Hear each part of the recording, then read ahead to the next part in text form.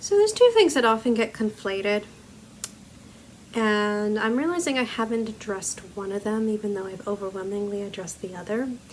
And those two things are relationships and sex. Now, I have gone on and on and on about how I feel about sex, especially in literature and the publishing world and etc. But I realize I've kind of done a disservice because I've never actually addressed relationships and what that means. And it is not the same as sex. Now, I'm saying this because I realized when I did my, violence video and then I did my sex video right afterwards, I did say like violence is objective, and so we can draw a line about what is too much violence, what is the right sort of violence to put in our stories, and we can say something moralistic about violence, even though it is technically a negative. Whereas, sex is this seemingly positive thing, something two consenting adults can enjoy, but there's like no line in which it makes sense, and there's nothing moralistic to say about it, and there's nothing to teach people in terms of sex. You don't need to teach people how to have sex. At best, you need to teach people how to have healthy and safe sex, which does not mean teaching them anything about the act of it itself, okay? But what about relationships? Now, here's the thing about relationships. You can't teach that either. At most, what you can do is set examples of what healthy relationships can look like. But here's the reality. We are all individual people with individual needs and wants and emotions. And what would be a healthy relationship for one person would not necessarily be a healthy relationship for another person.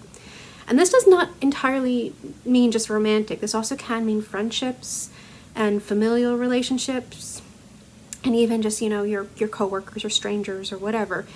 So we need to teach socializing and social norms to people, obviously, but when it comes to how to have a healthy, happy relationship with another person, the end of the day, you kind of have to navigate that for yourself the same way you have to with sex. But what we can do in literature, and what we do in literature, is we can explore the psychology of relationships and talk about what it means to be in relationships and the consequences and actions and reactions, and basically what literature is about, because almost all literature is about relationships between people of all sorts. Now, I say this because here's the issue. Depictions of romantic relationships in media have caused more harm than good. They have given rise to things like the soulmate, that concept of like there's only one person out there and I just have to find it. And they give unrealistic expectations as to what relationships can look like. And people have talked about this ad nauseum of like, okay, once the credits roll on this, rom-com, they're not showing you what it means like afterwards, after the marriage, after when there's kids and you're sick and tired and gross and don't want to look at the other person and hate the other person and a bunch of crap. And then on the flip side, you'll get things like, like movies like The 7-Year Itch, where they're like, oh, I'm so sick of my partner. Maybe I just need to find a new one and it'll make everything better. And I talked about this in Women Have Terrible Sex Lives, is the, you do get very tired of your relationship with a person. It becomes less exciting. And the instinct is to just keep chasing the excitement instead of working on the really hard thing, which is staying in a relationship with someone. Yeah. And so books tend to not want to do that either. Books don't want to focus on the hard bits, and if they do, they over dramatize them. And so even if you are in a healthy, happy relationship, I've started to see people complain because they feel like nothing is going on in their lives, and like they need to add some sort of drama because that's what media has told them they need to do to feel satisfied. Like you need to test your partner or something to just reignite stuff. Now, if you read any sort of, I'm gonna say, legitimate relationship books, and you look into historically healthy, happy relationships, and you've talked to grandparents who've been married for 50 years, a lot of what they say and a lot of what they point out is the less drama, the better. The less drama you can have in your relationship, the happier you will be. And so if you're gonna look, and this does not make a very good story, but if we're gonna have a template for what a good relationship would be, it'd be the most boring couple you've ever seen. So what is it? Because I think there is obviously books are about relationships. That's all they are. Stories are about relationships. Even simple stories, even fairy tales, and it goes all the way back. I mean, you look at the Iliad and the Odyssey, it's about relationships. The Iliad, Troy was destroyed over a bunch of guys wanting to bang one woman. Yeah. And a lot of Greek literature and ancient literature does deal with, the lusts and longings and desires that you can have, and then the consequences of these desires.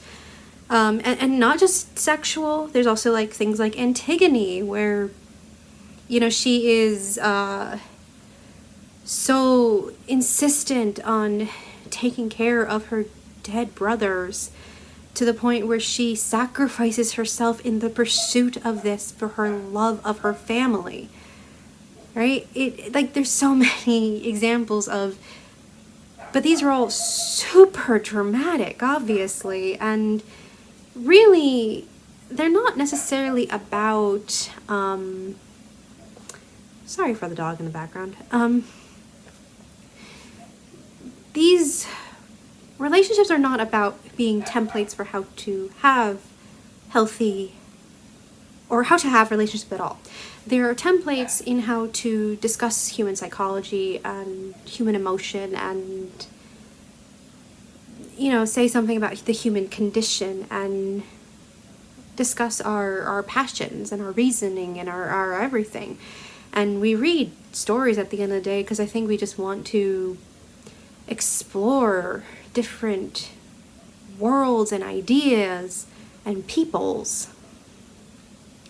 But they are fiction, and they are not supposed to be the template for how we live our lives. And therein lies the problem, really, because a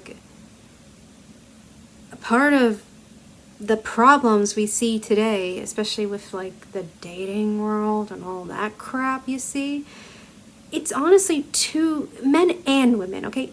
Men especially, because you all make fun of the women saying, well, you just watch too many rom-coms. No, men, you do it too. You have this expectation of who your partner is supposed to be, and where did you come up with that? Because that's not reality. If you have siblings who are the opposite gender, you've seen for yourself what to expect, but you still think that you're somehow going to find someone who's above and beyond that. Why? And I mean, the divorce rate speaks for itself too, but it really is just people seem so dissatisfied with what is in front of them because they hold up on a pedestal these fictional accounts of these stories. And don't get me wrong, I love reading these stories, but if you're starting to feel dissatisfied with your own life because you're reading a book, well, first of all, that's probably not a good book. Second of all, you need to really evaluate the value of this and yourself, essentially. And, okay, the reason I say it's not a good book, by the way, is because a good book will have good characterization that will make you realize that it's not something you should idealize, even if it's a romance, even if it's characters in a happy, healthy, good romantic relationship that does show the ups and downs of romance. If you are trying to emulate that in your real life, then I almost feel like the author has failed, because then the author hasn't really given you space to explore them as characters. Essentially, the author has made them dumb. And this is very prevalent in like something like Twilight, which we spoke about in the last video, where like Edward and Bella are just self-inserts. It's anything you want them to be, they will be, and therefore you want their relationship and feel dissatisfied in your own because you can put whatever cutout copy of a boy you want into Edward, and then you can put yourself into Bella to pretend that you are now in this relationship. Now that's kind of the point of the book, as I said in that video. It's that it's supposed to arouse these feelings in you, but that's not necessarily a good thing and shouldn't be applauded. But that's kind of every romance novel out there. And I say that because, oh my god, I read so many romance novels where I'm like, if you stripped back the sex, these people have absolutely nothing in common and have not developed a relationship. And I'm often sitting there going, why is the man still with her? I mean, she just put out, you've just had sex, you get your post-nut clarity, she's kind of useless afterwards. And I know everyone's going to come after me and say whatever, but no, it's true. Like, all she's doing is nagging him half the time and telling him he needs to change, and he just says, oh, the sex is so good, I guess I will.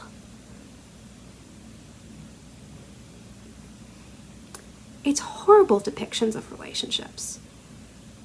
And it's driving women mad. Because they just seem to assume their men will do this. And then even if their men do it, they get mad because it's not actually what they want. They want whatever fantasy they've put onto this character and inserted themselves into the girl. So, no, if a good depiction of a relationship in a story will not make you want to have that. Because, first of all, these would be characters, and it would be you could automatically see that you are nothing like them, and you would not want to be with that sort of man or woman or whatever it is. It's something I try very hard to do in my stories, is to say, yeah, this is not the sort of guy I would go for, but this is the sort of guy my character would go for.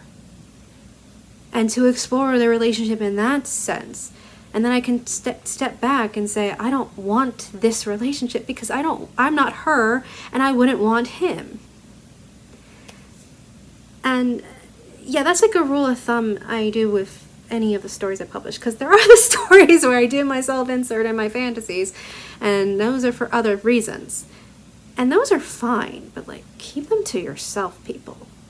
It's part of the porn problem. Yeah.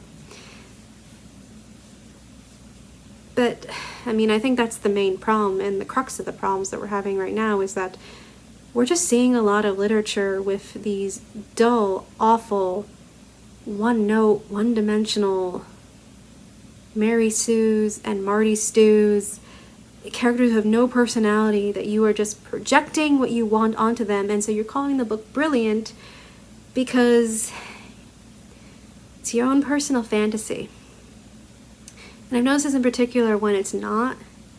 When the readers are like, ugh, this is not the fantasy I quite want, then they get mad.